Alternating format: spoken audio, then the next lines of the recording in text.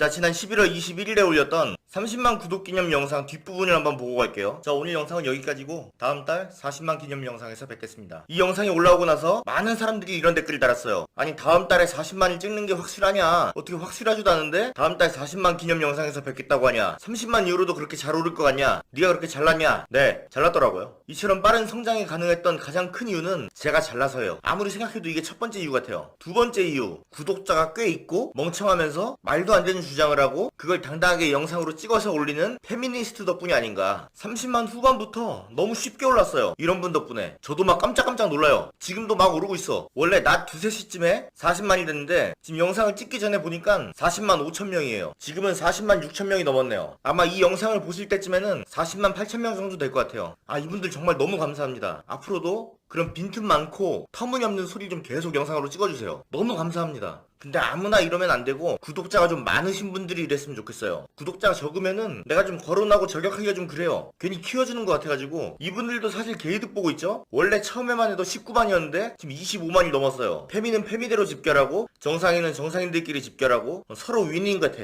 뭐 요즘에 되게 힘들다고 뭐 법적 조치 어쩌고 그러시던데 그건 그거고 영상은 계속 찍어주세요. 그냥 지금처럼만 찍어주시면 돼. 그리고 채널 급성장의 세 번째로 큰 요인은 바로 구독자분들입니다. 이게 빈말이 아니라 정말 감사하고 있어요. 이 채널 영상을 쭉 보셨으면 알겠지만은 뭔가 해달라는 말을 해주는 채널이 아니에요. 그냥 제 좆대로 합니다. 주제야 뭐 댓글이나 메일로 이렇게 제보 오는 거 그걸 다룰 수는 있어요. 근데 그 사람이 다뤄달라는 방향은 아닐 수가 있어요. 뭐 예를 들어서 양구 GP 총기 사건 이걸 저한테 다뤄달라는 사람이 굉장히 많았는데 다뤄달라면서 대부분은 다 뭐 북한 소행으로 결론을 정해놓고 그 방향으로 다뤄주길 바라더라고요. 근데 저는 반대 방향으로 다뤘죠. 백종원 극찬한 돈가스집 솔직히 많은 분들이 원하는 거는 아 여기 진짜 줄 하루 이틀이고 뭐 3일이고 쓸만하다 너무 맛있다 최고의 맛이다 뭐 이런 걸 바랐을 거예요. 근데 애석하게도 기대를 저버렸죠. 아 TMI인데 요즘엔 백종원 돈가스집 새벽 3시부터 줄 선대요. 그리고 뭐 산이 관련해서도 그렇고 뭔가 완전히 산이 편을 들어가지고 영상을 찍어주길 바랐을 텐데 전 그러지 않았어요. 지금은 좀 행보가 아주 훌륭한 것 같아가지고 응원하고 있어요. 지금은 이제 정상적인 페미가 없다는 걸 좀 알았을 것 같아 느낌상. 아니 말고 아무튼 저는 뭐 많은 사람들이 해주길 바라는 말이라기보다는 그냥 제가 생각하는 거를 그대로 말하고 있기 때문에 호불호가 굉장히 갈릴 수 있고 이런 말을 해주길 바라면서 구독하던 사람에게 굉장히 뭔가 배신감이 들 수도 있어요. 그럼에도 믿고 계속 지켜봐 주시고 뭐 주변 사람에게 퍼뜨려 주신 구독자분들에게 정말 감사드립니다. 진심이에요. 자, 그러면 많은 분들이 기대하시던 수익 공개, 이 영상 제목에 마지막 수익 공개라는 말이 붙었죠. 이 영상을 마지막으로 전 수익 공개를 더 이상 안 하려고 해요. 너무 많이 써먹었어. 지금 영상을 찍는 오늘 기준으로 30일 수익이 5254.18달러예요 한국 돈으로 5641만 317원이네요 아니 난 내 수익을 볼 때마다 복염이 얼마 버는지 너무 궁금해요. 진짜 조회수가 보통 한 두세 배가 더 잘 나오고 누적 동영상이 진짜 엄청나죠. 한 달에 한 5억 벌지 않을까. 아무튼 뭐 전 한 달 수익이 뭐 10만 달러가 넘거나 그러지 않는 이상 더 이상은 수익 공개를 안 하겠습니다. 뭔가 수익을 공개할수록 안티가 늘어나는 느낌이에요. 구독자분들에게 다시 한번 정말 감사드리고요. 이번 달 말 50만 기념 영상에서 다시 이런 자리 갖겠습니다. 솔직히 20일 동안 50만 되기 좀 어려울 수 있어요. 하지만 여러분이 도와주고 데블스TV가 도와주면은 할 수 있습니다. 데블스TV 화이팅!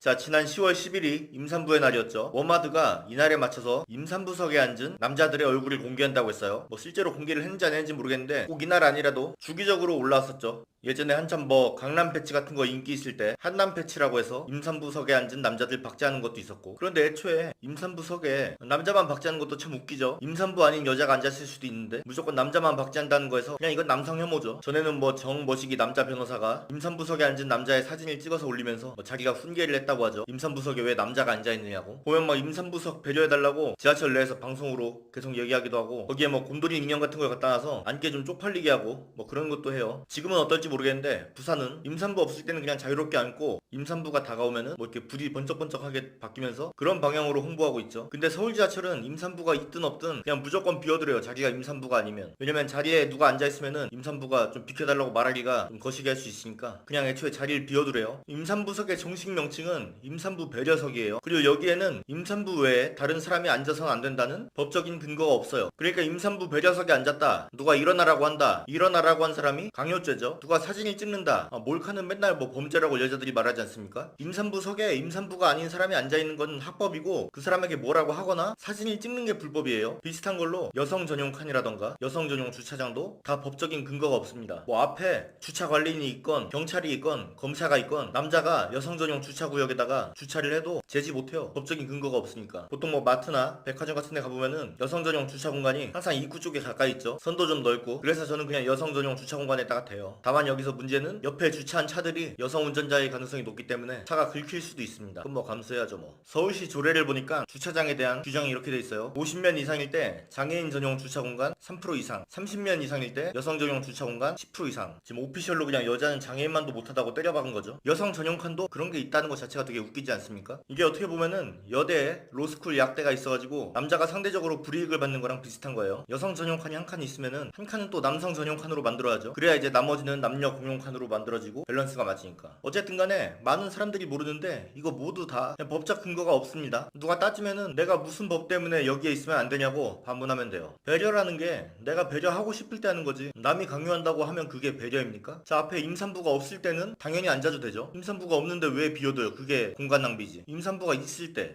양보해주면은 배려심 있는 사람이고 좋은 사람이죠. 근데 양보를 안 해줬다고 나쁜 사람입니까? 좋은 사람이 아닐 수는 있어도 나쁜 사람은 아니죠. 잘못한 게 아니니까. 그냥 배려심이 별로 없을 뿐이지 꼭 배려를 해줘야만 나쁜 사람이 안 됩니까? 이렇게 말하면은 꼭 등장한 사람들이 있어요. 바로 네 가족충. 네 여동생이 임신했는데 임산부석 배려 못 받아서 유산되면 어떡할 거냐? 네 아내가 임신했는데 임산부석 배려 못 받아서 유산되면 어떡할 거냐? 네 딸이 임신했는데 임산부석 배려 못 받아서 유산되면 어떡할 거냐? 이런 네 가족충이 나온다는 것부터가 논리가 굉장히 딸린다는 거예요. 반대로 니네 아빠가 일이 너무 힘들어서 당장 앉아야 되는데 임산부 배려석이라고 사람들이 못 앉게 해서 버티고 서 있다가 바로로 죽었으면 어떡할 거냐? 이거랑 똑같은 거죠. 자, 그러면 노약자석은 어떻게 된 거냐? 노약자석도 법적으로 근거가 없어요. 거기에 막 급식충들 앉아가지고 있으면은 기본 예의도 없다면서 사진 찍어서 막 올리고 그러는데 거기도 노인에게 꼭 양보해야 될 의무는 없습니다. 그래도 이제 임산부 배려석에 비해서 노약자석은 꽤 많이 비워두는 편인데 그게 이제 보기 좋은 거지 그렇지 않다고 해서 그게 나쁜 건 아닙니다. 지하철 같은 경우에는 그 노약자석이 비중이 별로 많지 않아가지고 그래도 좀 비워두는 경향이 보이는데 버스를 생각해보세요. 요즘 버스 보면은 30-40%가 노약자석이에요. 근데 지하철에서는 지키는 사람도 버스에서는 안 지키죠. 그거 다 지키려면은 버스 다 서서 가야 돼요 진짜. 버스에서조차 노약자석을 다 지킨 사람을 저는 본 적이 없는데 그 사람들이라면은 뭐 지하철에서 노약자석에 있는 사람들 꼴보기인다 하고 말할 수 있겠죠. 근데 저는 그런 사람을 못 봐가지고 저 근데 이렇게 쭉 말하면은 뭐 법이면 다냐 그렇게 살면 너무 삭막해지지 않겠냐 그러는데 애매하게 그냥 감정만 가지고 법적으로 아무 잘못 없는 상대에게 쓴소리 하다가 싸움 붙고 사진 찍어 올리다가 뭐 벌금 맞고 그런 거보다는 삭막한 게 나아요. 오늘 영상 요약하면은 앉는 건 합법이지만 찍는 건 불법이다.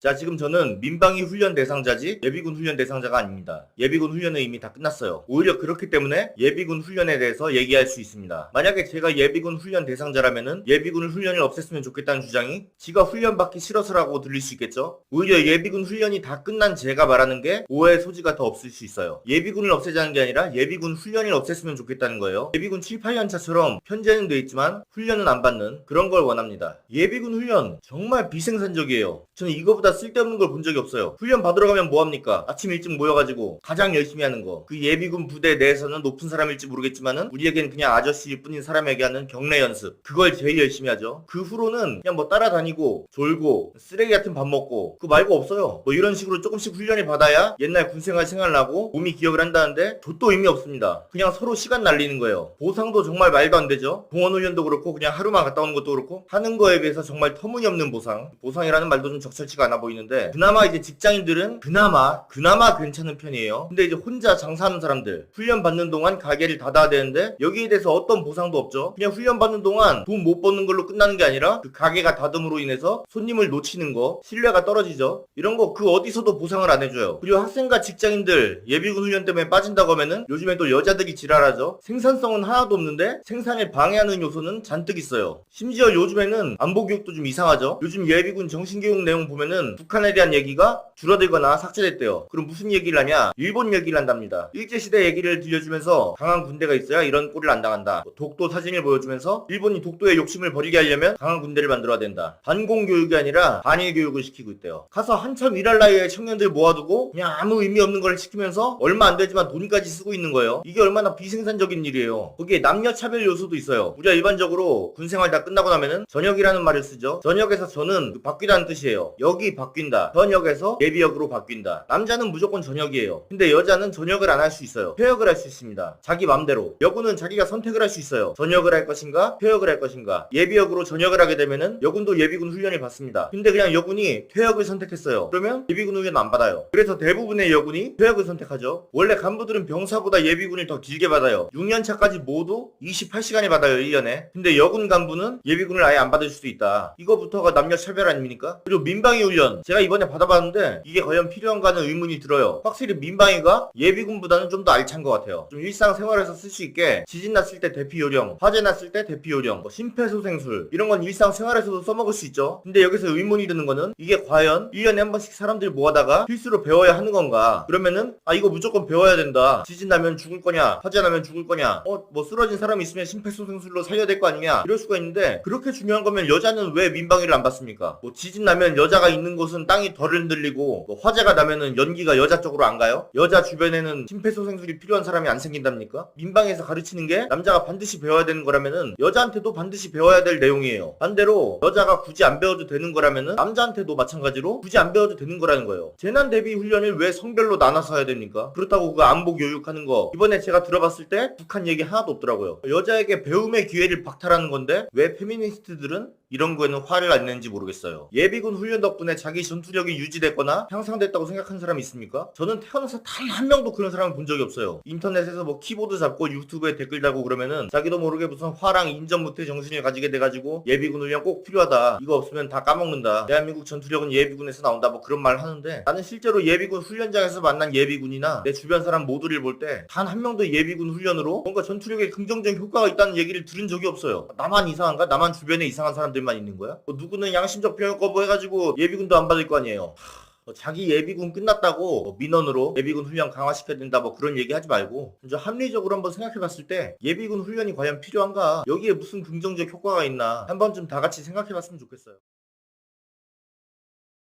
자, 지금 이슈가 되고 있는 채널이 하나 있죠? 이슈가 된지는 사실 잘 모르겠는데 제 영상 댓글에다가 제발 좀 이 사람에 대해서 다뤄달라고 너무 많이 써놔요. 노이로제 걸리겠어. 메일도 오고 페메도 오고 이 사람 지금 페미코인 탑승했다는데 좀 얘기 좀 해달라. 보니까 이제 데블스TV라는 채널이에요. 이제 구독자 한 20만 정도 되는 채널. 원래 저랑 좀 인연이 있는 채널이에요. 악연에 가깝지만은. 데블스TV의 김영빈이라는 사람 뭐 예전에 서현 동창으로 나와가지고 뭐 되게 구수하고 정감 있는 말투로 인터뷰를 해가지고 많은 사람들의 주목을 끌었죠. 이러니까 내가 무슨 홍보해주는 거 같네. 아무튼 뭐 최근에는 뭐 낚시와 김낚시인가 뭐 그런 컨텐츠도 해가지고 구독자가 좀 많이 늘었어요. 근데 이제 뭐 악플 읽기 비슷한 걸 하다가 페미니즘에 대한 얘기가 나왔어요. 페이스북이나 인스타그램에서 페미 얘기를 하고 메갈 얘기를 하던데 여기에 대해서 해명해달라 이렇게 하니까 자기가 페미니즘 얘기를 하는 거를 뭘 해명하라는 거냐 뭐 그런 반응으로 나와가지고 페미 논란이 터지니까 아예 영상을 하나 새로 찍어가지고 페미니즘 논란에 대해서 뭐 설명해드리겠습니다 뭐 그렇게 해가지고 난 페미니스트다. 여자는 지금 세대에도 차별받고 있다. 그러면서 하는 말이 여성 정치인이 숫자가 적지 않냐. 여성 사장이 숫자가 적지 않냐. 근데 정치인 같은 경우에 정치인을 꿈꾸는 남자가 많습니까? 여자가 많습니까? 남자가 많아요. 남자 쪽이 좀 더 야망을 가지고 있는 경우가 많아요. 그러니까 뭐 남자가 많을 수밖에 없고 그렇게 해서 이제 우리가 여성 할당제 그런 걸 만들어가지고 억지로 끼워놨잖아요 여자를. 시의원 같은 경우에 비례대표 1번이 무조건 여자로 해야 되는데 보통 비례대표 1번만 당선이 되죠. 그래서 시의원 비례대표만 다 여자예요. 기업인 중에서 왜 여자가 적은가? 여성 기업인이 적다고 생각하면은 자기가 기업을 만들면 되죠. 뭐 여자라고 사업 못하게 하는 사람이 있습니까? 뭐 여자가 만든 물건은 안 산대요? 애초에 사업을 시도하는 여자가 별로 없어요. 뭐 여성 기업이라고 차별하기는커녕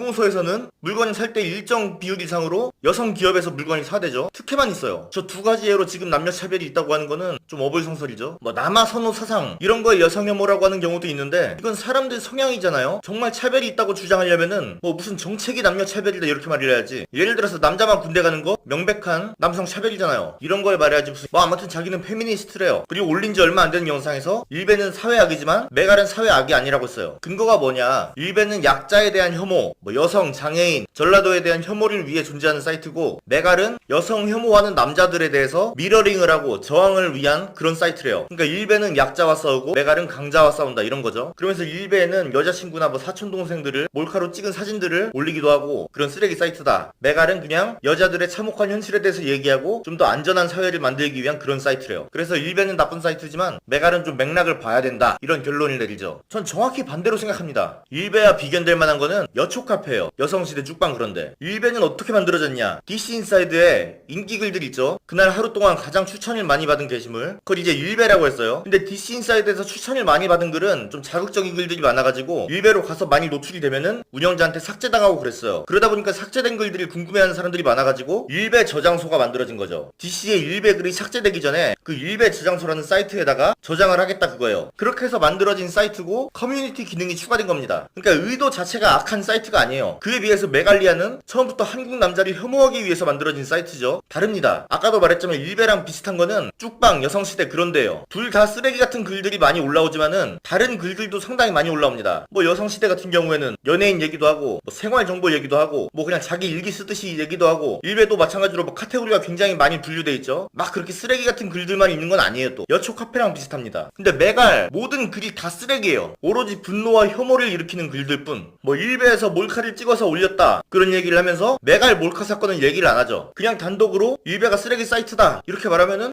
그런갑다 그렇게 할 수 있어요. 근데 일베가 메갈보다 쓰레기 사이트다 이렇게 말하면은 전 거기에 동의하지 않습니다. 메갈이 더 쓰레기 사이트예요. 아무튼간에 전 이 사람을 굉장히 싫어요. 왜냐면 이 사람이 예전에 저를 거론하면서 깠거든, 페이스북에서. 유머 저장소라는 페이지의 게시물과 댓글 탈애를 보고 할 말을 잃었다. 일베와 1도 다를 게 없는 저해람에 한번 그 게시물에 공감하며 키득거리는 패친 실친들을 보고 두 번 놀랐다. 혐오로 점철된 사고와 그것을 논리로 포장하는 수준, 다시 그 혐오를 추장하는 대중들의 모습이 딱 이 나라의 현실인지도 모르겠다. 뭐 이런 글 때문에 제가 이 사람을 싫어했던 거죠. 아까 말했던 인연이 이런 거예요. 악연이죠. 근데 싫어하는 건 싫어하는 건데 이 사람이 뭐 돈 때문에 페미코인에 탑승했다 그렇게 생각하진 않아요. 갑자기 뭐 유튜브에서 페미니즘 얘기를 한 게 아니라 원래 한 2016년인가 2015년부터 쭉 페미 얘기를 해왔어요. 갑자기 뭐 페미코인에 탑승 그런 게 아닙니다. 초창기부터 페미니즘 활동을 했어요. 그리고 뭐 인기 때문에 페미니스트 활동을 한다 그런 거 같지도 않아요. 나름 잘 생겼고 인기 충분히 있어 보여요. 뭐 그런 점에서 불순한 의도로 페미니스트 활동을 하는 건 아닌 것 같아요. 그냥 자기 소신, 자기 마음에서 정말로 우러나서 페미니스트 활동을 하는 거예요. 그래서 내가 더 싫은 걸 수도 있어요. 소신 자체가 난 잘못됐다고 보니까. 잘못된 소신. 뭐 그쪽이 볼 때는 제가 잘못된 소신을 갖고 있는 걸 수도 있겠죠. 뭐 아무튼간에 서로 되게 안 맞습니다. 글들을 몇 개 읽어볼게요. 다 읽으면 또 지루하니까 간추려서 왜곡 없이 읽을게요. 그냥 어떤 사람인지 알아보자는 차원에서. 뭐 옛날에 이런 내용이 있었어요. 고속버스 기사가 돈이 없어가지고 쩔쩔매고 있는 군인에게 공짜로 타라 이렇게 얘기를 해가지고 군인이 다행히 버스를 탈 수 있었다 그런 감동적인 얘기였는데, 이 글을 본 메갈에서 왜 군인만 태워주고 여자는 공짜로 안 태워주냐 그렇게 난리를 쳐가지고 고속버스 기사가 글을 삭제하고 예 제가 죄송합니다 다시는 군인 안 태워줄게요 그렇게 하면서 해피엔딩으로 끝난 얘기. 그 얘기를 이제 데블스TV 김영빈이 거론하면서 불쌍한 군인을 도운 버스기사의 선행, 버스기사가 누군가로부터 받은 불편한 메시지는 언론을 통해 여혐으로 재생산됐고 수많은 혐오에 꿈쩍었고 선비질했던 대중들의 선택적 분노는 현재의 성차별 구조를 여전히 보여줬다. 군인을 공짜로 태워준 버스기사에게 클레임을 넣어서 기분이 잡치게 만든 메갈들을 비판하자 그게 여혐이라고 얘기하는 모습이에요. 뭐 판단은 각자 알아서 하세요. 박근혜와 최순실을 욕하는 수많은 언어 중에서 굳이 연일 강조하는 것은 엄연한 차별이다. 남성 정치인의 성을 이토록 강조한 적이 있었던가. 제가 볼 때는 제가 여태까지 봐왔던 기사 댓글에서는 남성 정치인이 잘못했을 때 뭐 씨발놈 그런 댓글이 많이 보였어요. 놈, 남자 뭐 여기에 대해서 남성 혐오라고 불편해왔던 사람들이 있습니까? 여성 정치인을 욕할 때 년이라고 쓰면은 여성 혐오지만 남성 정치인을 욕할 때 놈이라고 쓰는 거는 남성 혐오가 아니다? 전 좀 의문이에요. 요즘 핫한 산이가 2017년 1월 20일에 이거 괜찮을라나? 라는 제목으로 노래를 하나 올렸어요. 가사가 여혐, 남혐, 일베, 메갈, 여당, 야당, 너, 나 이런 가사였는데 김영빈이 이 동영상을 공유하면서 아니 안 괜찮아. 여혐과 남혐, 메갈과 일베를 동일선상에 올려놓으며 정의로운 척하고 싶었던 산이씨 꼭 페미니즘 얘기하는데 이퀄리즘 들고 오는 한국 남자들 같아요. 왜 부끄러움은 나의 몫인가. 전형적인 페미니스트의 논리죠. 이 세상에 여성 혐오는 있지만 남성 혐오는 존재하지 않는다. 일베와 메갈은 같은 선상이 아니다. 일베는 나쁘지만 메갈은 그렇게 나쁘진 않다. 그걸 어떻게 동일시하냐. 2017년 초나 2018년 말이나 똑같아요. 말하는 게 한결같아. 소신이 있어. 근데 난 그 소신이 잘못됐다고 생각하는 거고, 이게 뭐 맞다고 생각하시면은 뭐 어쩔 수 없죠. 뭐 군대 얘기에 대해서도 많이 썼어요. 왜 여자들한테 군대 가라고 하냐, 남자만 군대 가게 한 남자 정치인들한테 따져야지. 뭐 이런 얘기는 제가 메갈 눈팅하면서 하도 많이 봐가지고 지겹습니다. 굳이 말 안 할게요. 알아서 판단하세요. 한남도 김치녀도 둘 다 문제야 라고 하는 사람한테 응 네가 제일 문제야. 아까 그런 똑같은 거예요. 여혐은 있지만 남혐은 없다. 일베는 나쁘지만 메갈은 나쁘지 않다. 한남이란 단어는 괜찮지만 괜찮지만 김치녀란 단어는 안 된다. 요즘 들어 굉장히 조신해진 나를 느낀다. 평소에 공공장소에서 다리를 쫙 벌리고 나 남자요 하고 있던 내가 방금 어떤 여성분의 따끔한 눈초리에 다리를 오므렸다. 아직 멀었지만 한남은 조신할 때 가장 예쁘다. 오늘도 한남 탈출기에 연신 열을 내고 있지만 생각보다 쉽지 않다. 27년 동안 가부장제의 남성으로 살다 보니 한남임을 자각하지 못할 때가 많다. 성찰이 필요하다. 한남들은 자기가 왜 한남인지를 하루에 3개씩 기록하고 오답노트를 써야 한다. 이 글은 더 못 읽겠네요. 뭐 판단 알아서 하세요. 그 유승민 딸 유담 기사에 남자들이 유승민을 장인어른이라고 부르고 유담을 자기 여자친구라고 부르니까 그게 못마땅했나봐요. 극단적 혐오 뒤에 숨어 은은한 혐오를 전파하는 문화, 일배 뒤에 숨어 면죄부를 받고 싶은 이들, 이런 반응이 곧 대한민국 혐오 문화의 민낯이다. 저는 근데 잘생긴 남자들 사진에 내 남자친구다, 내 거다, 그런 여자들의 댓글을 수없이 많이 봤어요. 왜 이런 거에 대해서는 지적을 안 하는가 의문이 들긴 하지만 뭐 어쩔 수 없죠. 자기가 의문이 안 들 수도 있잖아요. 여기에 대해서 임산부석에 앉아있다가 임산부가 오면 비켜주는 행동도 나쁘다, 애초에 앉지 말았어야 된다, 갓건배를 옹호하기도 하네요. 유아인을 까기도 하고 기안팔사는 하차돼야 된다고 말하기도 하고, 양혜원 사건에서 수지가 그 잘못된 상호명이 기록된 청원을 공유했을 때 수지를 응원하기도 하네요. 해화역에 10,000명 넘게 모였다면서 되게 뿌듯해요. 근데 아까 전에 박근혜 병신년이라는 시위 문구에서 뭐 박근혜를 까는 건 좋은데 굳이 그런 혐오 표현을 써야 되나, 그런 걸로 굉장히 분개하지 않았습니까? 그런 사람이 해화역 시위를 옹호한다. 해화역 시위야말로 혐오 문구로만 이루어진 그런 시위죠. 남성 성기에 대한 직접적인 비하를 외치고 있는 그런 시위, 그런 시위를 응원한다? 전 잘 모르겠어요. 양혜원 옹호글을 굉장히 많이 쓰네요. 마제 영상을 가리키면서 보다가 너무 역겨워서 껐다, 너무 역겹다, 페미가 아니라 메갈이라고 선 긋는 댓글까지 총체적 역겨움이다. 욕하지 말고 폭력적으로 하지 말라는 말이 소수자들에겐 억압 그 자체래요. 과격한 페미니즘, 그러니까 레디컬 페미니즘도 옹호하고 있네요. 여자들이 남성 성기를 비하하면서 과격한 목소리를 내는 거는 응원하지만 탄핵 시위에서 박근혜 병신년이라는 단어가 나오는 거는 여성 혐오다, 그러면 안 된다. 전 잘 모르겠습니다. 뭐 그래서 결과적으로 데브스TV 김영빈이라는 사람은 어떤 사람이냐, 이 사람은 정상적 페미니스트가 맞냐? 예, 맞습니다. 정상적 페미니스트예요. 이전 영상에서 봤으면 알겠지만은 정상적 페미니스트라는 거는 결국에 메가를 말합니다. 맞아요. 정상적 페미니스트. 자, 지금 굉장히 핫한 프로그램이 있죠. 바로 백종원의 골목식당입니다. 이 프로그램은 요식업에 일가견이 있는 백종원이 기본도 안 된 식당 주인들을 찾아가서 갱생시키는 거죠. 저는 이 프로그램을 보면서 아니 어떻게 저렇게 기본도 안 된 식당들이 저렇게 많지? 뭐 그런 생각을 했어요. 다들 그렇게 생각할 거예요. 그나마도 저게 필터링 돼서 나온 거겠죠? 근데 여기 나오는 굉장히 개막장 같은 식당도 백종원 손길이 닿고 백종원 조언대로 그대로만 하면은 뭐 그럴싸한 가게가 돼요. 이후에도 망하는 가게들은 뭐 백종원 조언을 거부하고 자기 고집대로 하는 사람들, 그런 사람들이고, 조언대로 한 사람들은 어지간하면은 뭐 잘 됩니다. 되게 좋은 프로그램 같아요. 근데 이 프로그램에 치명적인 단점이 있습니다. 그건 바로 선택된 극소수만이 백종원의 조언을 들을 수 있다는 거죠. 이런 단점을 없애기 위해서 백종원이 식당들 모두에게 컨설팅을 해줄 수 있는 그런 업체를 만약에 만든다고 생각해봐요. 장사 안 되는 가게 보면은 입지부터 잘못된 경우가 많아요. 왜 여기다 이런 음식점을 열었지? 뭐 하는 그런 가게들 많죠. 근데 장사를 하기 전부터 백종원이 여기다 이런 가게를 하면 좋을 것 같아요, 그렇게 해서 거기서 시작하면은 더 좋지 않겠습니까?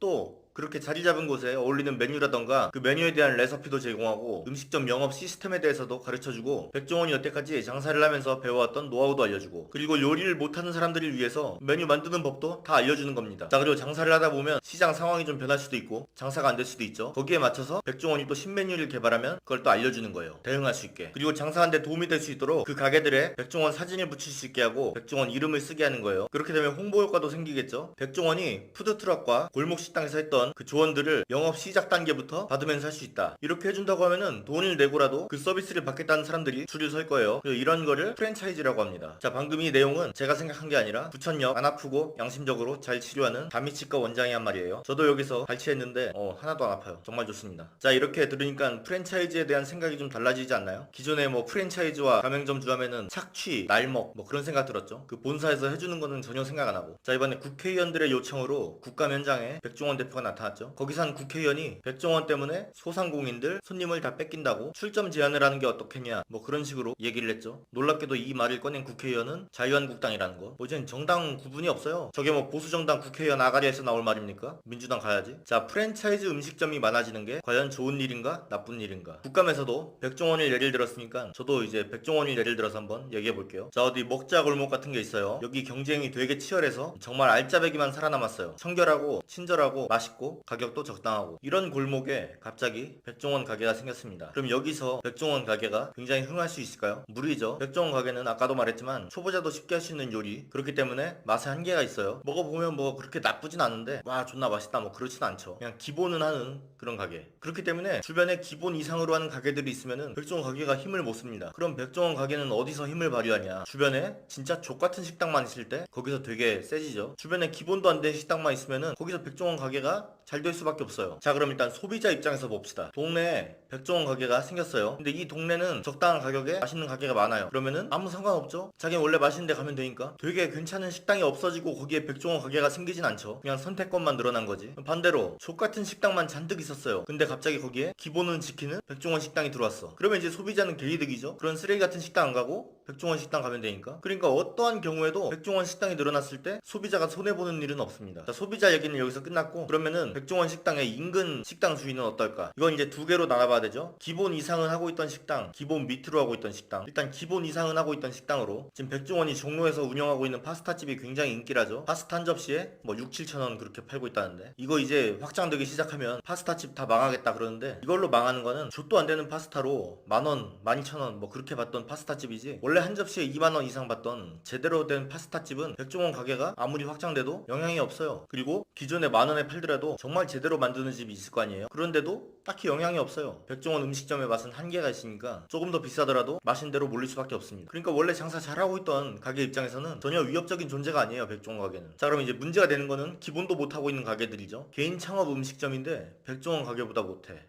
이런 가게가 있어야 할까요? 자, 한번 생각을 해봅시다. 프랜차이즈 가맹점주는 본사에 내야 될 돈이 있죠. 재료도 본사를 통해서 사야 되고, 예를 들어서 매출의 뭐 20%를 본사에 낸다고 생각합시다. 한쪽은 백종원 가게고 한쪽은 개인 가게예요. 두 가게 다 똑같은 메뉴의 음식을 똑같은 재료를 써서 만들었을 때 개인 창업한 사장에게 돌아가는 돈이 훨씬 많죠. 왜냐면 본사에다가 돈을 안 내도 되니까. 그 말은 거기서 남는 돈을 재료비에 더 쓰면은 같은 가격에 팔더라도 프랜차이즈보다 더 풍성한 재료를 쓸 수 있다는 거예요. 여기서 만원짜리 파는데 2,000원을 본사에 내야 돼. 그러면 여기서는 그 2,000원만큼 재료를 더 쓸 수 있을 거 아니에요. 같은 가격에 팔더라도. 똑같은 스파게티인데 여기 새우가 훨씬 더 많아. 그럼 여기에 몰릴 수밖에 없겠죠. 아니 근데 이 동네 손님들은 재료 더 좋은 거 쓰고 많이 써도 그 차이를 못 느끼는 것 같다. 그렇게 되면은 백종원 가게에서 본사에 내는 돈만큼 개인 창업 가게에서는 더 싸게 팔면 되잖아요. 뭐 여기서 만원짜리를 팔아서 2,000원을 내야 된다 그러면은 여긴 애초에 8,000원에 팔면 되잖아요. 어차피 남는 돈은 똑같으니까. 그러니까 가격적인 메리트를 줄 수도 있고 재료에서 우위를 점할 수도 있어요. 그런데도 백종원 가게에 밀린다? 그런 가게가 있는 것 자체가 문제죠. 자, 그러면 이런 반격이 나올 수도 있어요. 백종원은 상생을 위해서 대량 구매로 싸게 구매한 재료를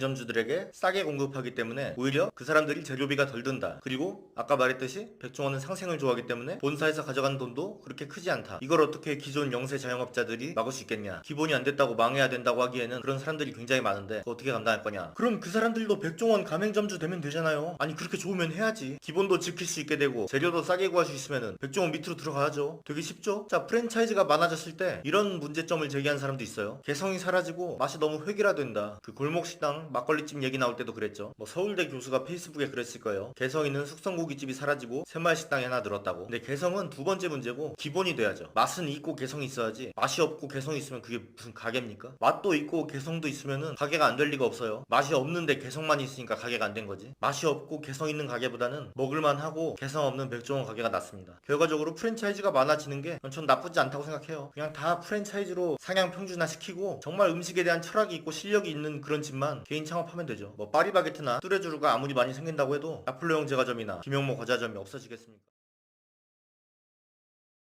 자, 지난 10월 말에 코스피 2000이 붕괴됐죠. 그때 그 이후로 세컨더리 보이콧이라는 얘기가 있었어요. 이게 뭐 지금은 루머라고 나오고 있는데 그때 당시만 해도 믿는 사람들이 굉장히 많았습니다. 이때 여초 카페에서 굉장히 많이 공감을 받은 댓글이 있어요. 더러운 거 잠깐이기. 우리는 평화를 얻을 거고 감히 너희가 넘보지 못할 강대국이 돼서 꼭 이날의 수모를 갚아줄 거기.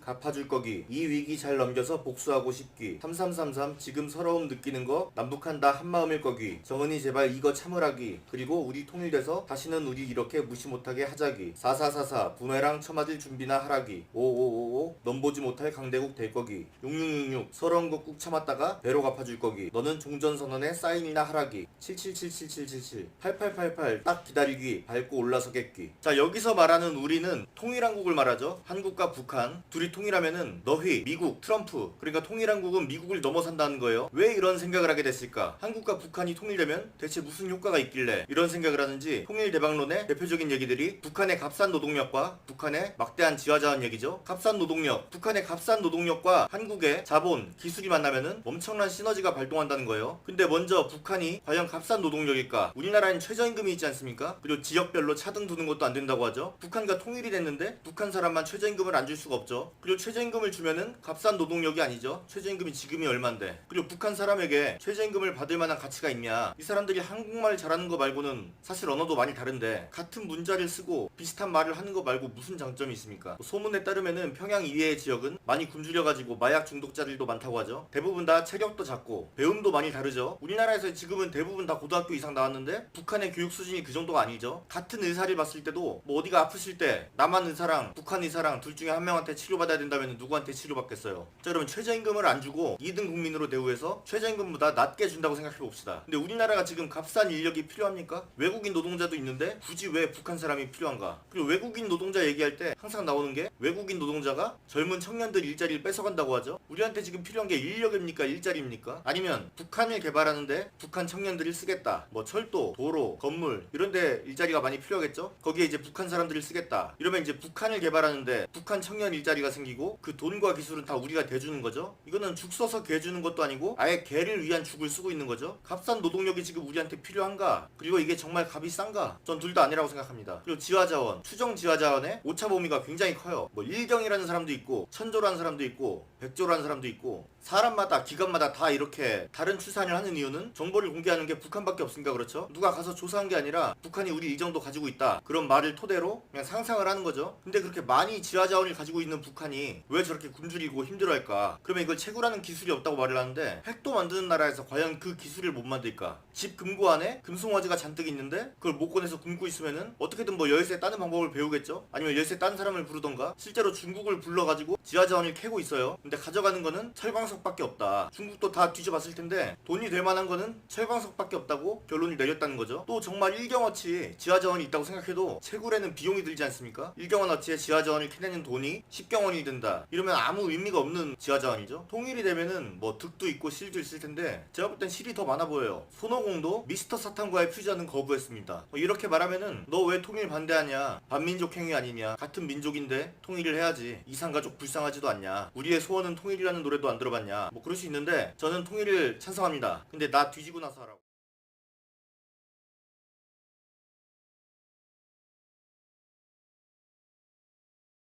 자, 지난 시간 동안 SNS에서 논란이 있었던 몰카 논란들을 한번 정리해보겠습니다. 먼저 페이스북 동경패설이라는 페미니즘 페이지에 올라온 수지구청역 여자 화장실 문고리에 몰카가 숨어져 있다는 글이에요. 확인해본 결과 몰카가 없었던 걸로 밝혀졌습니다. 그냥 구멍이었어요. 자, 이번엔 트위터에서 퍼졌던 부산대 여자 화장실 몰카 사건이죠. 이것 때문에 부산대 남학생들이 굉장히 욕을 먹었는데 부산대가 아니라 부산대역 화장실이었고 금정경찰서에서 확인한 결과 그냥 나사로 밝혀졌죠. 이번에도 트위터 출처에 명동역 화장실 바닥 몰카 사건. 알고 보니 그냥 화장실 바닥 구멍에 고인물이었죠. 광주 유스케어 고속터미널 화장실에서 이번엔 또 변기에 몰카가 설치되어 있대요. 광주 경찰에서 확인해본 결과 남변 자국을 드릴로 없애려다가 그냥 구멍이 생긴 거라고 하죠. 또 트위터 경기대 수원캠 최대 여자 화장실에서 몰카가 또 발견됐대요. 근데 총학생에서 확인해보니까 그냥 휴지거리 같은 게 떨어지면서 난 구멍이었죠. 휴게소 화장실 문에 있던 전선 몰카 배선 아니냐며 남자들이 엄청 욕했는데 그냥 도어 센서였죠. 그냥 천장에 나사가 많이 박혀있는 걸 가지고 몰카라고 하기도 하고, 이게 한국에서만 끝나는 게 아니라 일본 여행 중에 뭐 욕실에서 무슨 장치를 발견했다고 하는데 그냥 TV 셋탑박스였죠. 뭐 청년다방에서 몰카 발견했다고 하는 트위터 그냥 잠금장치 다느라 구멍 났던 건데 몰카라고 확정지어서 말하다가 고소당하게 생기니까 글 다 지우고 도망갔죠. 몰카는 아니지만 비슷한 걸로 대전 어느 지하철역에서 여자 화장실에서 어떤 남자가 야동을 보고 있다고 신고했는데 경찰이 와서 잡아보니 알고 보니까 그냥 여자가 야동 보고 있었던 거죠. 이것도 밝혀지기 전에는 남자 욕이 엄청 많았습니다. 서울시가 2016년에 여성안심보안관이라고 몰카 찾는 여자들을 월급 주면서 고용 고용했다고요. 1년 동안 6만 곳을 뒤졌는데 적발된 몰카 수는 0건이에요. 올해 교육부, 법무부, 행정안전부, 여성가족부, 경찰청 이 5개 단체에서 몰카와의 전쟁을 선포하고 2달 동안 합동 점검을 한 결과 발견 몰카는 0건이에요. 경찰이 몰카 탐지 장비가 부족하다면서 851개의 몰카 장비를 추가하고 새로 단속한 결과 발견된 몰카는 0건이에요. 그리고 지난달 여성가족부가 한 달 동안 집중적으로 몰카를 찾아낸 결과 발견된 몰카는 0건이었습니다. 여성가족부가 뭐라고 했냐, 몰카 단속 건수가 0건이라고 하기 좀 그랬는지 몰카 의심 구멍을 124개나 발견했대요. 몰카 의심 구멍, 이게 뭘까요? 아까 말했죠. 그 담뱃재 없애려고 드릴로 구멍 뚫었다던가, 뭐 휴지거리를 박으려고 나사 박았던 게 빠지면서 구멍이 생겼다던가, 뭐 문 잠금 장치, 그런 걸 지금 몰카 의심 구멍이라고 하는 겁니다. 몰카 없는 몰카 구멍이에요. 자, 얼마 전에 생활의 달인에 몰카 탐지 장인이 나왔죠. 그래서 뭐 실제 상황이라면서 재현도 아니고 뭐 자기가 의뢰 받은 김에 한번 보여주겠대요, 실제로. 그래서 뭐 신고한 사람도 모자이크하고, 왜냐면 실제로 피해를 주장하는 사람이니까. 요즘 말로 피해 호소인이라고 하죠. 피해자인지는 모르겠어요. 그냥 자기가 피해를 봤다고 주장하는 사람. 자기가 방금도 문자를 받았대요. 집 안에서 무슨 색깔 옷을 입고 있는지 그 몰카를 설치했다는 사람이 문자를 보냈대요. 아니 그럼 문자 보낸 사람을 신고하면 되잖아. 아무튼 몰카 탐지 장인이 이리저리 뭐 탐지기를 들고 찾아다니기 시작합니다. 그랬더니 발견했어요. 뭐 천장에 있는 화재 경보기 그런 데 달려있었대요. 그러면서 안에 들어있는 SD 카드를 보여줍니다. 그 피해 호소인은 그걸 보고 나서 화를 내며 몰카를 발로 밟아버리고요. 지가 증거를 없애고 있어요. 그리고 상식적으로 생각해봅시다. SD 카드에 저장된 영상을 보려면 어떻게 해야 돼요? 그게 용량이 다 차기 전에 카메라를 위에서 꺼내서 파일을 옮겨야 되죠. 몇 시간밖에 저장이 안 된다는 거예요. 그러면 그 몰카를 설치했다는 범인은 몇 시간 단위로 그 여자 방에 침입해서 SD카드를 백업하고 다시 설치하고 그 과정을 반복했다는 거잖아요. 이게 말이 됩니까? 그리고 SD카드에 저장된 거를 어떻게 밖에서 실시간으로 보고 무슨 색깔 옷을 입었는지 압니까? 말이 안 되죠. 이런 나사구멍도 그렇고 방송도 그렇고 조심하는 건 좋은데 쓸데없는 불안감을 조성한다는 거. 그러면 뭐 실제로 있는 몰카 범죄는 뭐냐? 얼마 전에 서울대 여자 화장실에서 고등학생 하나가 몰카범으로 잡혔죠.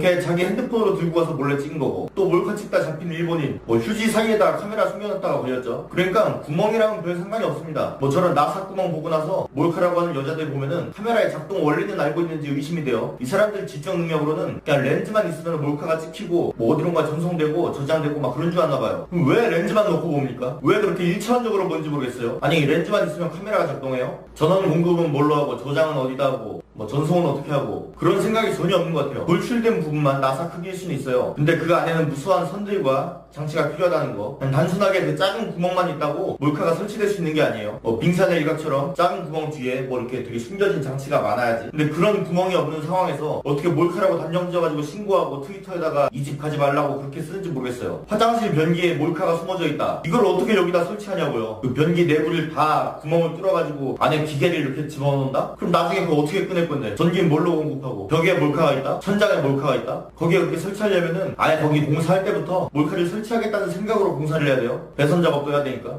대가리가 없는 거지. 몰카 의심 구멍? 뭐 남자 화장실에는 나사 구멍 없는 줄 알아요? 제일 무서운 거는 이렇게 세금 들여서 점검하는데 단속 건수가 0건이니까 그 여성 안심보안관인가? 그 사람들이 직장 잃을까봐 몰카 하나 사다가 이거 발견했어요. 그럴지도 모른다는 게 정말 무섭네요. 결국에 이렇게 불안감 조성해서 이득 보는 사람은 누구다? 그 뭐 서울대 클라우드 펀딩 해가지고 몰카 탐지기 시중가보다 훨씬 비싸게 팔아먹으려던 사람이 있었죠. 그리고 여성 안심보안관 개꿀 직업이죠. 여성 정치인들도 이걸로 프로파일 해먹고, 오늘 영상 요약, 남의 불안감으로 장사질 해먹지 말자.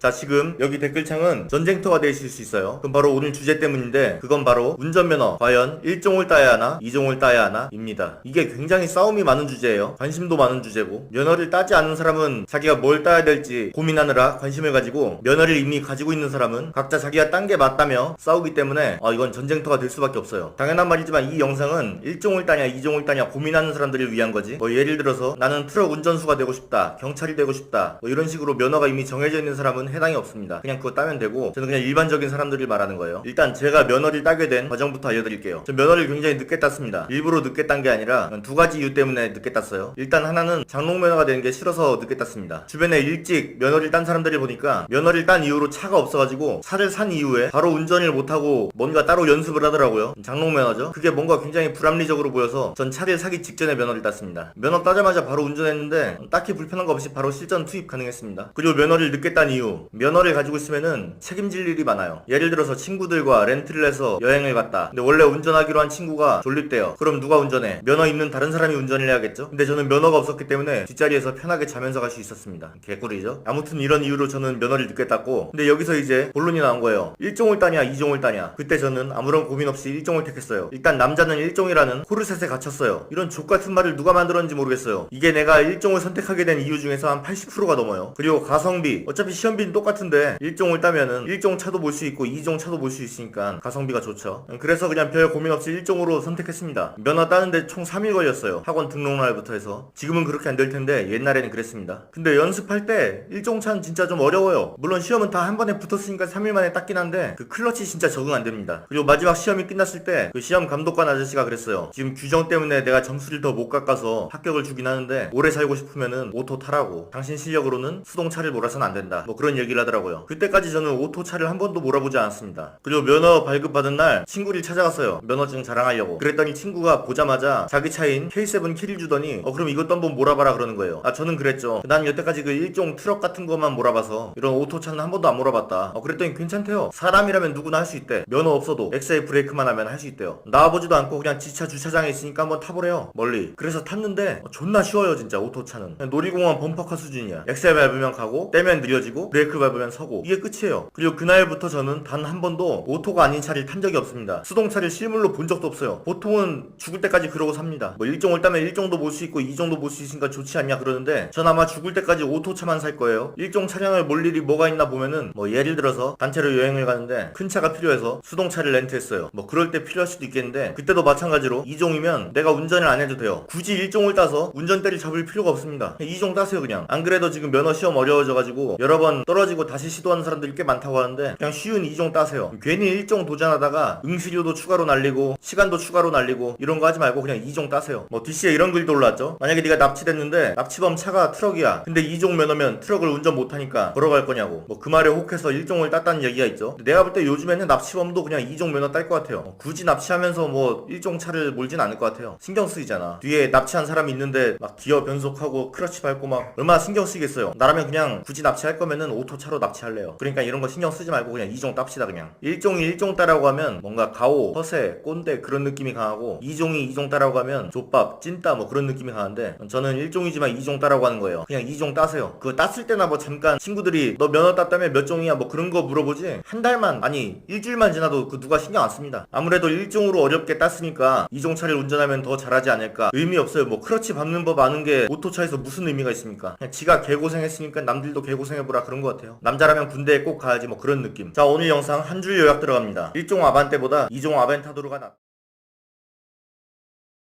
자 지금 저는 똑같은 영상을 두 번째 찍고 있습니다. 왜냐면 빌어먹을 녹음기가 배터리가 다 되는데 그걸 모르고 녹음되는 줄 알고 30분간 열심히 떠들었는데 녹음이 안 됐어요. 이 씨발 족같네 진짜. 아무튼 오늘은 틀딱들만 좋아하고 젊은 사람들은 별로 재미없어하는 북한 얘기를 좀 해보려고 합니다. 자 북한이 사실상 핵무기 포기 의사를 밝혔어요. 앞으로 핵무기 개발 계획을 포기하겠다는 그런 발언도 하고 한국 대통령이 평양에 가서 북한 지도자와 만나고 서로 뭐 손도 잡고 좋은 얘기도 하고 평양냉면도 먹고 돌아오는 길에는 북한에서 자랑하는 송이버섯까지 선물로 받아왔어요. 송이버섯들은 실향민들에게 나눠줬고요. 되게 멋지지 않습니까? 진정한 의미의 평화가 온 것 같고 곧 통일도 될 것 같아요. 뭐 여기까지 들어오면 얼마 전에 북한 갔다 온 문재인 정부 얘기하는 것 같은데 사실은 이게 2007년에 있었던 노무현 정부 때 얘기예요. 노무현 정부 때 이런 일이 똑같이 있었어요. 북한에서 핵무기 개발을 안 한다고 하고 노무현 대통령이 김정일 만나고 와서 평양냉면도 먹고 돌아오는 길에 송이버섯 가져와서 시장미 나눠줬어요. 완전 똑같지 않습니까? 11년이 지난 지금 북한은 지금 핵무기를 포기했습니까? 아니죠. 역사를 잊은 민족에게 미래는 없다. 이 말을 되게 많이 들어봤을 거예요. 누가 말했는지 알지도 못하면서 되게 잘 써먹는 말이에요. 뭐 신채호 선생이 했다 뭐 그러는데 그런 말 한 적 없습니다. 그러더니 이제는 처칠이 했다. 그런데 처칠 박물관에서 안 했다고 밝혔죠. 누가 했는지 몰라요. 그럼 이게 언제 나온 말이냐?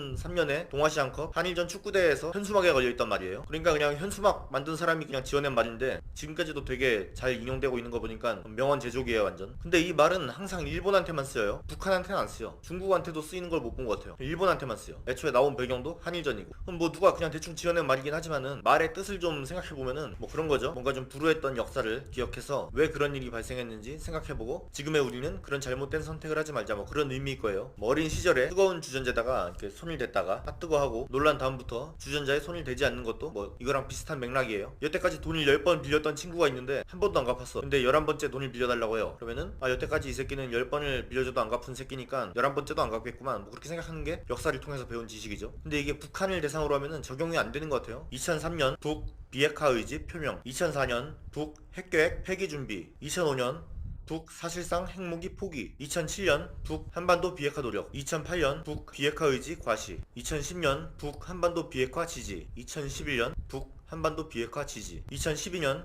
북 핵실험 유예, 2013년 북 비핵화 대화하자. 이렇게까지 하고 나서 한 번도 지킨 적이 없었죠. 근데 지금 2018년에 비핵화하겠다고 하니까 뭐 전 국민이 다 지금 열광하고 있죠. 드디어 이제 진정한 의미의 평화가 왔다, 통일되는구나. 뭐 돈을 10번 빌리고 안 갚은 그런 수준이 아니라 돈은 한 100번 안 갚고 우리 집에 와서 돈을 훔쳐가고 강도짓도 하고 심지어 우리 가족을 죽이고 그런 상대가 있는데, 여태까지는 한 번도 믿음을 주지 않았지만 이번에는 진짜일 것이다. 아니 무슨 근거로? 뭐 역사를 통해서 배운 게 하나도 없어요. 뭐 역사를 잊은 민족에게 미래는 없다는데 거기서 말하는 잊지 말아야 될 역사는 일제시대 그 역사만 있는 것 같아. 그보다 훨씬 최근 일인 북한 관련 역사는 다 잊어버린 것 같아요. 뭐 6.25부터 시작해서 무장공비 침투, 연평해전, 천안함, 연평도 포격, 목함주례 뭐 다 까먹은 것 같아요. 진짜 까먹을 만큼 까마득한 건 일제시대인데, 아니 사람이 죽었어도 6.25 때 더 많이 죽지 않았습니까? 근데 이상하게 사람들이 북한보다 일본을 더 싫어해요. 난 이게 좀 이해가 안 되는 게, 전 당연히 북한이 일본보다 더 싫어요. 아니 사실 애초에 일본을 별로 안 싫어요. 별로 안 싫어하는 게 아니라 좋아해. 뭐 해외여행을 가도 일본 여행이 가장 만족스러웠어요. 아니 뭐 일제시대를 겪고도 어떻게 일본을 좋아한다는 말을 할 수 있냐, 뭐 그럴 수도 있는데 저는 일제시대를 안 겪었습니다. 얼마 전에 설민석이라는 사람이 이런 강연을 했어요. 뭐 우리 옛날 사람들이야 당연히 통일이 되기를 바라지만은 젊은 사람들은 자기한테 이렇게 뭔가 이득이 될 수 있는 그런 경제적 이익 같은 그런 게 있어야 통일을 찬성할 수 있대요. 그러면서 이제 예시로 든 게 1세대 교포들은 성공하면 한국에 들어와서 살고 싶은 마음이 있대요. 왜냐면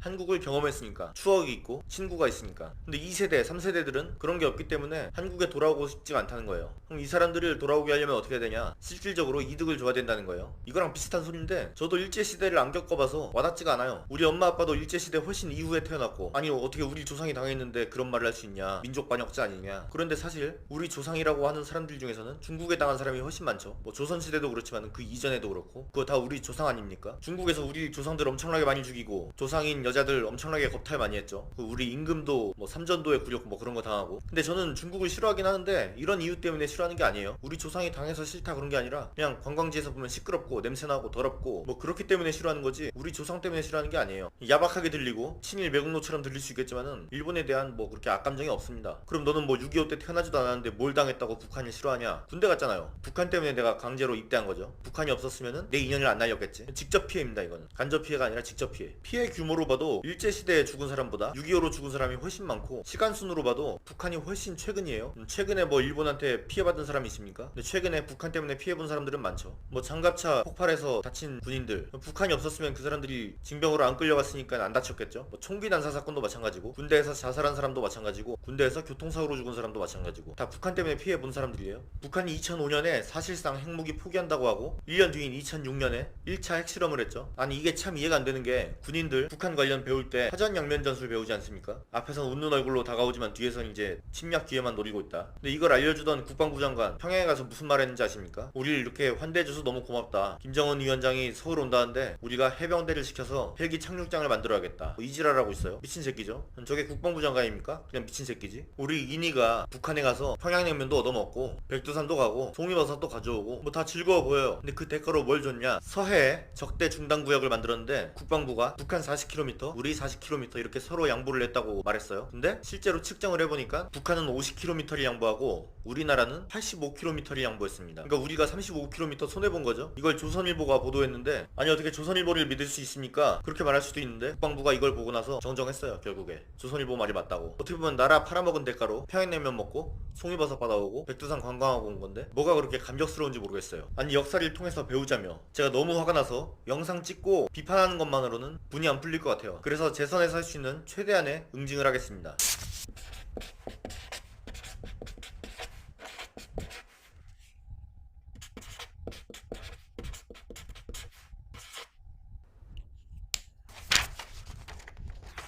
자, 이름 빨간색으로 썼어요. 내가 뭐 김정은까지는 완성해서 썼는데 그래도 문재인은 우리 대통령이니까 이름을 완성하진 않았어요. 근데 또 앞으로 이상한 짓 하면은 글자 완성시킬 수도 있으니까 내북 정책 좀 똑바로 해주세요.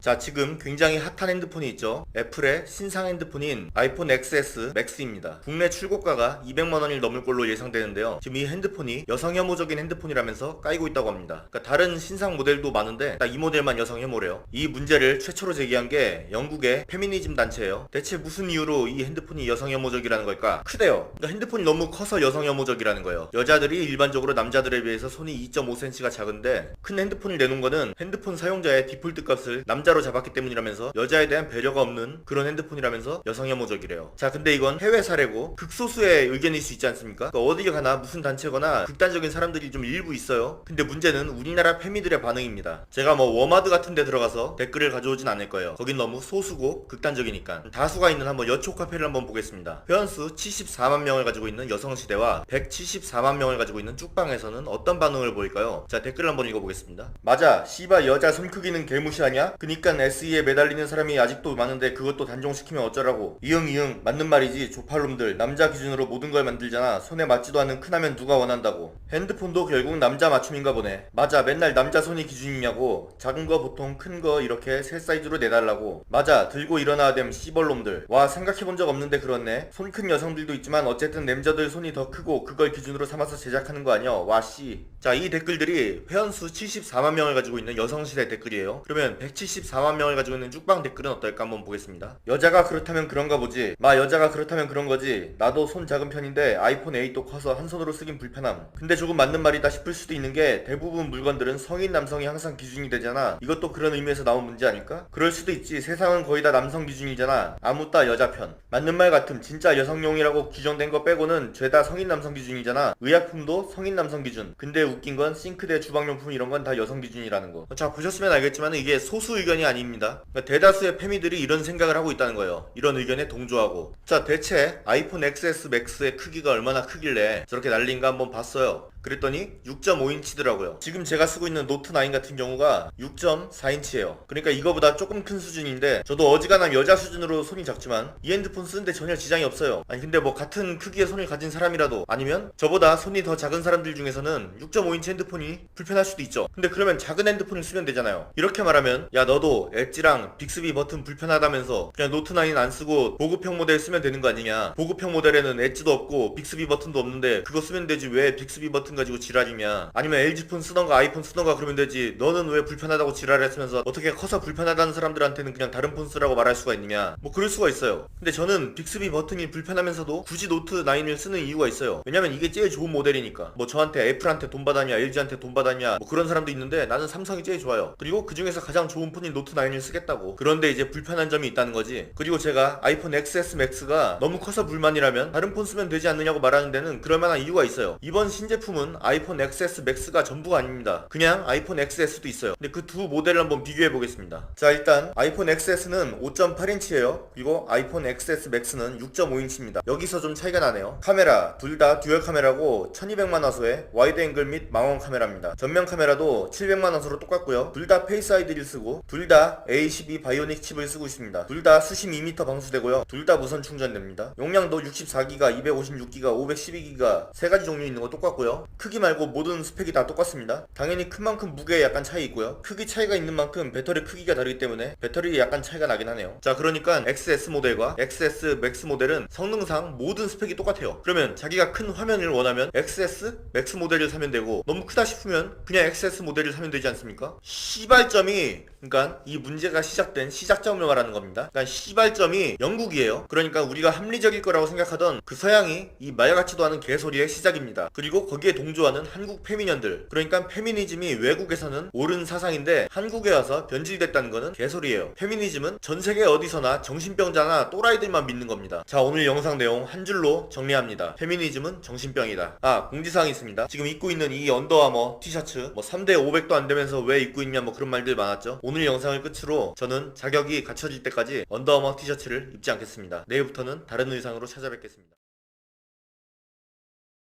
자, 지난 12월 9일 영상에서 저는 12월 달 내에 구독자 50만 명을 달성하겠다고 말을 했죠. 그 영상을 찍은 지 일주일 만에 7만 명이 늘어가지고 연말까지 50만 명은 물론이고 60만까지 노려볼 만큼 급성장을 했어요. 근데 다들 알겠지만 18일에 2주간 영상 업로드 제재를 받으면서 구독자 수 증가가 굉장히 느려졌어요. 그래도 12월 31일 기준으로 구독자 50만 명을 달성했습니다. 허언증이 되지 않게 많이 전파해주신 구독자분들 정말 감사합니다. 50만은 굉장히 뭔가 특별한 숫자죠. 앞으로 저한테 특별한 숫자는 제 페이지 팔로워를 넘어설 때, 그리고 100만을 넘어설 때 그렇게가 있을 것 같아요. 50만 기념으로는 제가 유튜브를 시작하게 된 이유와 지난 영상들에 대해서 얘기를 해보려고 해요. 원래 페이스북 팔로워들이 유튜버라는 말을 굉장히 많이 했어요. 제가 페이스북에 쓴 글을 그대로 영상으로 만들어가지고 짜집게 가지고 올리는 그런 채널들이 막 조회수 수십만이 나온다면서 그거 아깝지 않냐고, 이왕 글 쓰는 거 영상으로도 만들어가지고 올리면은 돈도 더 벌리지 않겠냐, 뭐 이런 메시지들이 굉장히 많이 받았어요. 근데 그때 유튜브를 안 했죠. 안 했던 이유는 일단 제가 영상 편집을 잘 못했어요. 거기에 대해서 좀 두려움도 느끼고, 그리고 둘째로 제가 짜집기 채널이 굉장히 싫어합니다. 유튜브를 하려면 얼굴은 몰라도 목소리는 나와야 된다고 생각하기 때문에 그래서 짜집기 채널은 안 했어요. 그리고 유튜브 수익을 무시했습니다. 뭐 저거 조회수 저거 나와서 얼마나 더 번다고. 마지막으로 페이스북에서 했던 얘기를 그대로 유튜브에서 하는 게 무슨 의미가 있나 그런 생각을 했어요. 그래서 사람들이 해달라는 그런 채널을 만들지 않고 제가 하고 싶은 거, 그때 이제 배틀그라운드를 시작했으니까 트위치에서 배그 스트리밍을 하고 거기 하이라이트 영상을 유튜브에 올리는 식으로 유튜브 채널을 만들었죠. 한 일주일 정도를 했어요. 하루에 대충 한 10만원 정도 벌렸던 것 같습니다. 그 돈에 받는 거요. 근데 그렇게 방송을 일주일 하다가 다른 데서 갑자기 수입이 폭증했어요. 그래서 방송할 시간에 다른 일을 하다 보니까 방송을 적게 됐습니다. 그렇게 유튜브 채널은 이제 봉인되고 정말 순수하게 소통하고자 하는 마음으로 시작한 게 이제 마리오 방송이에요. 그 마리오 방송을 시작했을 때가 여름 같은데 그 마리오 방송에는 별다른 목적이 없었어요. 내가 워낙 마리오 게임을 좋아하니까 이걸 그냥 남들한테 보여주자, 이걸로 뭐 돈을 벌 생각도 없었고 그냥 저 즐기려고 했던 거예요. 근데 해도 발전이 없고 들어오는 사람마다 다 똑같은 얘기를 해요. 그냥 페이스북에서 하던 대로 페미니스트 까달라, 문재인 정부 실책 지적해달라, 그런 거 해야 성장할 거다 얘기를 듣고 보니까 제 마음이 약간 바뀌었어요. 자기가 잘하는 것과 좋아하는 일 중에서 뭘 해야 하나, 이런 질문에 대해서 저는 잘하는 걸로 돈을 벌어서 취미로 좋아하는 걸 해라, 이런 식으로 답변해왔거든요. 근데 듣고 보니까 내가 잘하는 거, 페미니스트 까기, 좌파 까기, 그런 걸로 구독자를 모아서 나중에 구독자 많이 모이면은 취미로 슈퍼마리오 방송을 할 수도 있겠죠. 그런 생각으로 채널의 노선이 바뀐 거예요. 그때도 뭔가 유튜브로 돈 벌 생각보다는 그냥 내가 마리오 하는 모습을 더 많은 사람에게 보일 수 있겠구나, 그런 느낌으로 간 거예요. 왜냐면 전 유튜브 수익이 얼마가 되는지 전혀 몰랐기 때문에. 여기까지가 이제 제가 유튜브를 시작하게 된 과정이고, 제 채널이 이렇게 급상승하게 된 원인, 그게 대체 뭘까 한번 되짚어 보겠습니다. 동영상 조회수 순으로 한번 어떤 영상이 인기 있었나 리와인드 해볼게요. 조회수 1위, 일베는 사회학이지만 메갈은 그렇지 않다는 어느 유튜버. 영상 1위는 역시 데브스TV네요. 페미니스트 까는 얘기. 약간 뭔가 적대적 공생관계 같아요. 나는 그 누구보다 페미니스트를 싫어하지만은 그 페미니스트가 없었으면은 내가 이렇게 성장할 수 있었을까? 몬스터가 있어야 용사가 레벨업을 한다, 뭐 그런 생각이에요. 근데 저는 사실 페미 까고 좌파 까고 그런 까는 영상보다는 맛집이나 여행, 뭐 인생 꿀팁, 그런 얘기하는 걸 더 좋아해요. 조회수가 얼마가 나오고 구독자가 뭐 얼마가 오르건 간에 사실 그렇게 남 뭐 까고 호불호 갈리는 그런 얘기 별로 하고 싶지 않아요. 다들 좋아하는 그런 얘기 하고 싶어. 근데 사회가 날 그렇게 두지 않는다는 거. 두 번째로 조회수가 많은 영상, 뭐 단독 3만원의 명품 시계를 랜덤박스의 모든 것을 알아보자. 약간 인생 꿀팁에 가깝죠. 이걸로 인해서 속지 않는 사람이 한 명이라도 늘어난다고 생각하니까 굉장히 뿌듯해요. 이건. 세 번째, 메가를 비판하는 산이 노래를 비판하는 데블스TV를 비판하는 영상. 뭐 말이 더 필요 있겠습니까? 데블스TV 김영빈님 정말 감사합니다. 백종원이 극찬한 포방터시장 돈가스집 돈카 2014 과연 맛은? 최근에 여기 1등으로 줄 서려면은 15시간이 기다려야 된다고 해요. 그리고 뭐 민원이 급증해가지고 영업 중단 위기에 처했다는데 여기에 대한 영상이 다음 영상이에요. 노조 소속이 아닌 대한통운 택배기사가 말하는 택배기사의 진짜 현실. 저는 이 영상을 올리고 나서 유튜브를 시작하고 나서 가장 뿌듯했다고 생각해요. 여론이 완전히 바뀌어버리는 모습을 볼 수 있었습니다. 택배 노조도 이 영상 이후로 파업을 종료했고요. 이 영상이 각종 커뮤니티에 퍼지면서 제가 뭐 선동을 한다고, 어디서 이상한 진짜 택배기사인지도 모르는 사람을 데리고 와서 선동을 한다고 막 그런 식으로 글이 올라오더라고요. 아니 어떻게 택배기사가 2-3천만 원을 벌 수가 있냐, 그런 식으로 이제 글을 쓰는데 댓글에 현직 택배기사들이 충분히 가능한 얘기라고, 제가 안 나서도 현직 택배기사들이 알아서 다 반박을 해주시더라고요. 그리고 여기 출연했던 택배기사는 영상 찍어보고 나서 삘 받아가지고 자기도 유튜브 채널 만들었다고 합니다. 마음 같아서는 지금 영상 다 하나하나 불러주면서 이건 어땠고 저건 어땠고 이렇게 얘기를 해주고 싶은데 제가 지금 투병 중이에요. 몸이 굉장히 아파가지고 촬영을 더 할 수가 없습니다. 구독자 50만 정말 감사드리고 앞으로는 스스로 검열을 많이 해서 이렇게 정지당해서 공백 생기는 일 없도록 하겠습니다. 감사합니다.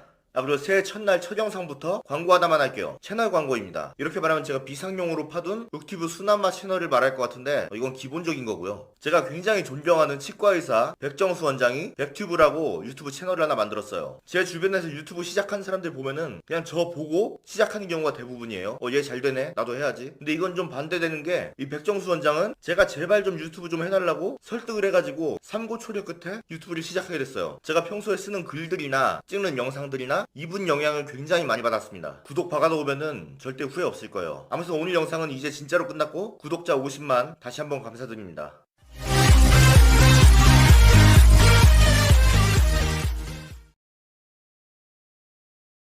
자, 지금 굉장히 이슈가 되고 있는 폭로가 있죠. 김보름 선수의 "사실 내가 왕따 피해자였다." 네티즌들이 지금 이걸로 굉장히 열심히 싸우고 있어요. 자, 일단 먼저 알아둬야 될 거, 김보름 선수가 갑자기 저런 인터뷰를 한 게 혹시 빙상연맹에서 심석희 선수의 성폭행 고소 논란이 커지는 걸 막기 위해서 새로운 이슈를 만든 거 아니냐, 이슈를 이슈로 덮으라는 말이 있죠. 뭐 그런 거 아니냐, 뭐 제가 뽐뿌였나 루리랩이었나 어디서 이런 댓글도 봤어요. 그래, 너 왕따 당한 거 알겠는데 네가 뭐 그걸로 아파봤자 성폭행 피해자보다 아프겠냐, 일단 짜져있고 이거부터 처리하자, 뭐 이런 댓글이 달리더라고요.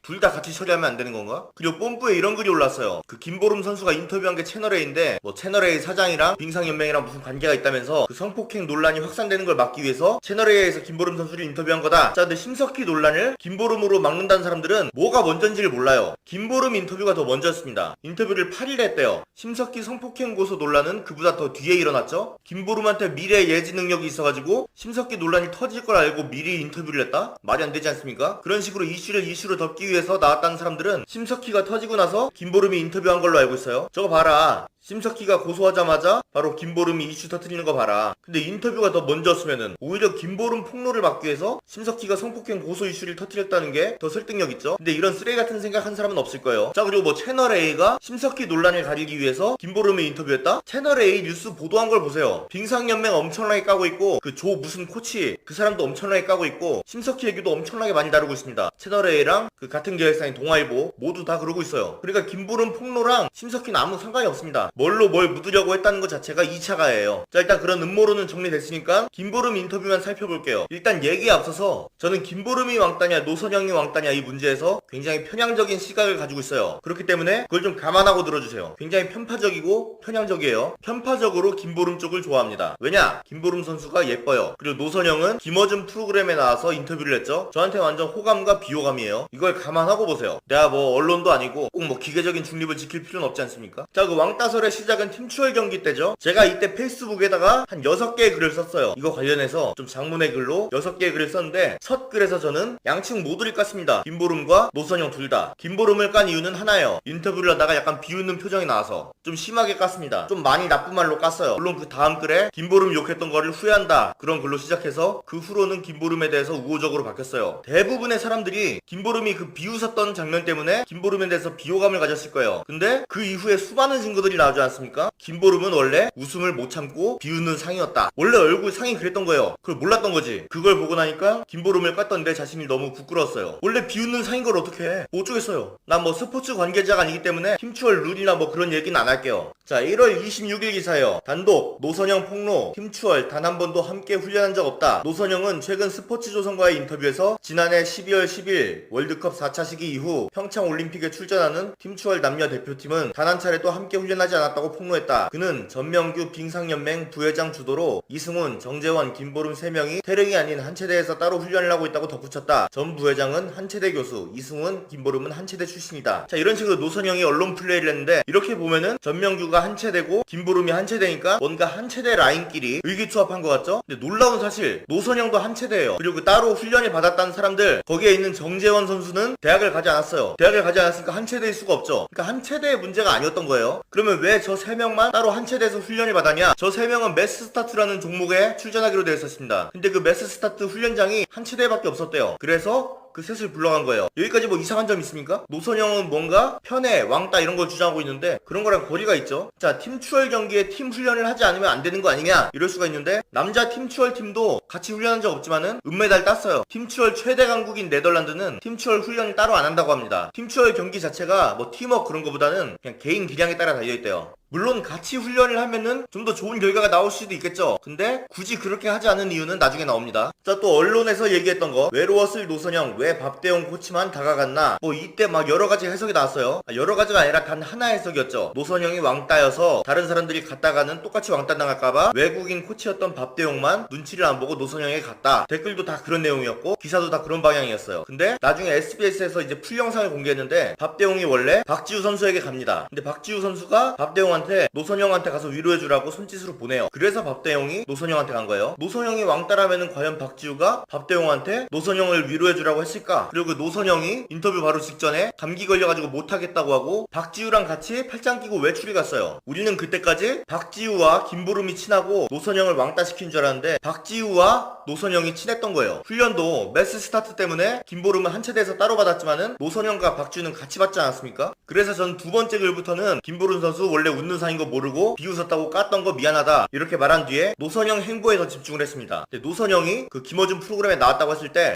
이거구나, 답이 나왔네, 딱 이런 느낌이었어요. 자, 단순하게 그냥 김어준 프로그램에 나왔으니까 문제가 있다 이런 게 아니에요. 거기서 나와서 했던 얘기들 들어보면은 황당합니다. 제가 읽어볼게요. 팀추월 경기는 빙상연맹이 벌이는 경기였다고 생각하거든요. 아무래도 메달을 딸 수 있는 메달 가능성이 높은 종목에 더 신경을 쓰고 집중을 하고 그렇지 않은 종목은 별로 집중하지 않는 것 같아요. 사회가 무조건 올림픽에서 메달을 딴 선수에게만 집중하지 않았으면 좋겠고요. 메달을 따지 못한 선수도 엄청난 노력을 해서 그 자리에 간 거고 메달로 노력의 크기를 재단할 순 없어요. 인식이 바뀐다면 연맹에서도 메달을 딸 수 있는 선수 위주로 특혜를 준다든지 그런 일이 없어질 것 같고 모든 선수에게 공평한 기회가 주어졌으면 좋겠어요. 딱 김어준 프로그램에 나올 만한 게스트예요. 자, 말은 되게 아름답고 예뻐요. 이상적이고 스포츠 정신에 부합합니다. 참가에 의의를 두자. 메달을 따지 못했어도 열심히 노력한 선수였으니까 모두에게 스포트라이트를 비춰주자. 메달 딸 가능성이 낮은 종목에도 투자를 하자. 뭐 이런 건데 생각해보십시오. 이렇게 말하는 노선영 선수가 국가대표로 나올 수 있었던 이유가 뭐예요? 메달을 딸 확률이 가장 높으니까 나왔겠죠. 다른 선수들에 비해서 국가대표로 나오지 못한 선수들은 메달을 딸 가능성이 낮으니까 못 나왔겠죠. 자기도 그런 경쟁의 수혜자라고 볼 수 있어요. 메달 딸 종목에 올인하는 게 뭐가 나쁩니까? 참가에 의의를 둘 거면은 실력 말고 그냥 뭐 제비 뽑기로 하던가 아직 좀 미숙한 선수들 경험 쌓으라고 그냥 내보내던가 그래야지. 자기도 잘한다는 이유로 국가대표 선발이라는 특혜를 받았으면서 이런 말을 하는 게 전 웃겨요. 우리나라 매스 스타트 종목에서 메달 딸 확률이 굉장히 높았다고 합니다. 그리고 팀추월 경기에서는 애초에 메달 딸 확률이 거의 없었다고 해요. 그래서 김보름 선수에게는 팀추월 경기가 별로 의미가 없었어요. 어차피 자기가 잘해도 메달 딸 확률이 거의 없으니까 자기는 그냥 매스 스타트에서 메달 따면 되는 거고 노선영은 팀추월이 전부였기 때문에 팀추월이 굉장히 중요시했던 거고 그냥 다 각자 자기 이득을 위해서 했던 건데 김보름만 이상한 사람이 됐죠. 그 국가대표 수당 같은 경우에도 노선영이 김보름보다 2.5배 더 많이 받았다고 해요. 왜냐면 김보름은 한 체대에서 그때 훈련 받았는데 그 태릉 나가가지고 훈련 받으면은 그동안에 수당이 지급이 안 된다고 합니다. 오히려 김보름이 더 손해보면서 훈련했던 거예요. 물론 저도 뭐 이런 뭐 빙상연맹이나 뭐 운동선수들의 이야기나 잘 몰라요. 그냥 언론에서 나온 얘기들로 종합해서 얘기하는 거예요. 누가 진짜 왕따인지는 사실 뭐 당사자들 말고는 거의 모르겠는데 저는 김보름의 말이 더 와닿는다는 거. 뭐 한 논리 한 5 정도라면은 외모가 한 5 정도 차지하는, 예쁘지 않습니까? 보통은 예쁜 여자 말이 맞더라고요. 뭐 사실 인간관계라는 게 어느 한쪽이 뭐 100% 잘못하는 일은 거의 없죠. 양쪽 다에게 잘못이 있을 수도 있어요. 근데 만약 그런 거라면은 김보름은 너무 과하게 욕을 먹지 않았었나? 그때 막 청와대 청원 60만이 넘지 않았습니까? 김보름 선수 자격 박탈해달라고 욕 엄청 먹고 지금도 욕 먹고 있죠. 뭐 심석희 가리기 위해서 투입됐다고. 그때 전 국민이 다 네가 비웃는 거 보고 있었는데 이제 와서 무슨 소리냐? 불쌍해요. 예뻐서 더 불쌍해. 오늘 영상 결론, 김보름 예쁘다.